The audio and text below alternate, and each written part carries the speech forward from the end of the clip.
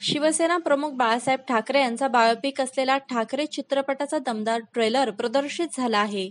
शिवसैनिकांसह देशभरातील लाखो चाहते या चित्रपटाची प्रदर्शित होण्याची वाट पाहत आहेत।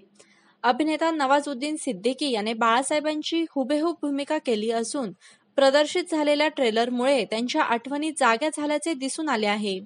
शिवसेना खासदार संजय राऊत यांनी या ठाकरे चित्रपटाची निर्मिती केली आहे। खासदार संजय राऊत यांनी चित्रपटाची कथा लिहिली असून दिग्दर्शन अभिजित पानसे यांनी केले आहे। सदर चित्रपट हा 23 जानेवारी 2019 ला प्रदर्शित होणार आहे। काही दिवसांपूर्वी खासदार संजय राऊत यांनी चित्रपटाचा सिक्वल देखील बनवला जाणार असल्याचे सांगितले आहे। न्यूज रिपोर्टर संतोष पडवळ, Shivner prime, Thane. Shivner prime type करू सबस्क्राइब करा, घंटीच्या बटनावर टिक करा, लाईक करा आणि शेअर करा।